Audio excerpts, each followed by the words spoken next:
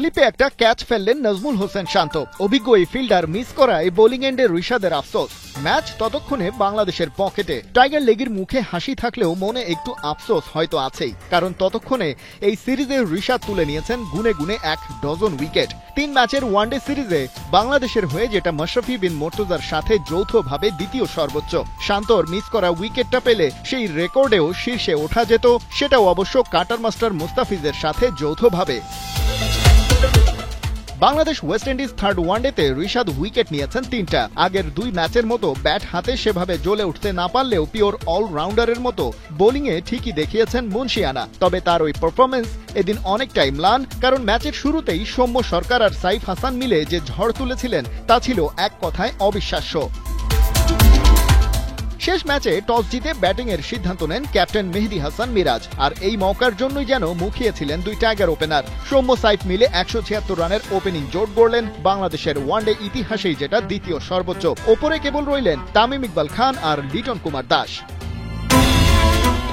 Opening partnership ভাঙে Saif Hasan Roston চেইজের বলে catch তুলে ফিরে গেলে 72 বল খেলে তার আগে 80 রান করেন সাইফ। সেঞ্চুরির প্রহর অবশ্য গুনছিলেন সৌম্য।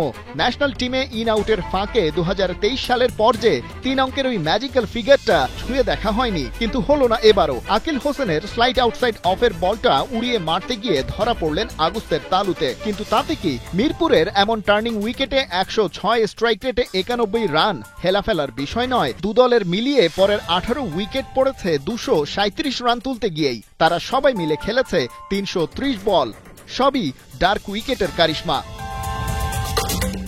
সাইফ সৌম্য ফিরে যাওয়ার পর কমে এলো রানের গতি। 2 ওপেনার যেন খেলছিলেন ভিন্ন কোনো জগতে। তাওহিদ হৃদয় 28 আর নাজমুল শান্তর ধীর স্থির 44 রানের ইনিংস কিছুতেই যেন কানেক্ট হচ্ছিল না ব্যাটে বলে। আগের 2 ম্যাচে ঝোড়ো ফিনিশিং টাচ দেয়া ঋষাদকে প্রমোশন দেয়া হলেও ফিরেছেন মোটে 3 রানে। প্রতিটা দিন হয়তো ব্যাটার ঋষাদের হবে না,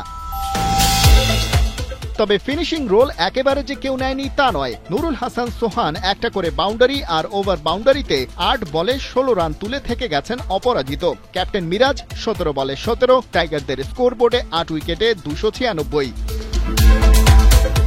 পাহাড় সমান রান, তবে ওয়েস্ট ইন্ডিজ মিরপুরের উইকেটে আগের 2 ম্যাচের মতোই শেকি। 2 ওপেনারের 28 বলে 16 রান, ফাইটের কিছুটা হলেও আভাস দিচ্ছিল বটে, তবে সেটা আর এগোতে দেননি নাসুম আহমেদ। আফানজেকে 15 রানে ফিরিয়েছেন। যে ক্যাপ্টেন সেই হোপ ছিলেন আগের ম্যাচের জয়ের নায়ক, তাকে এবারে 4 রানেই ফিরিয়ে দিলেন তানভীর ইসলাম। দলের হয়ে সর্বোচ্চ রানই ছিল আকিল হোসেনের ব্যাটে। শেষ বেলায় 15 বলে 27। একপাশে 43 বল খেলে দাঁত কামড়ে পড়েছিলেন কেসি কার্টি, তবে ওই তানভীরই তাকে ফিরিয়েছেন 15তে। নাসুমের সাথে 3টা করে উইকেট ভাগাভাগি করে নিয়েছেন ঋষাদ। ওদের সুবাদেই টাইগাররা পেয়েছে 179 রানের বিশাল জয়, সাথে সিরিজটাও বাংলাদেশের। চট্টগ্রামে টি-20 সিরিজেও কি এই স্পিনাররা সব ছাপিয়ে বাংলাদেশের নায়ক হয়ে উঠবেন, সেটা তো সময় বলে দেবে। খালিদ জামিল, 71।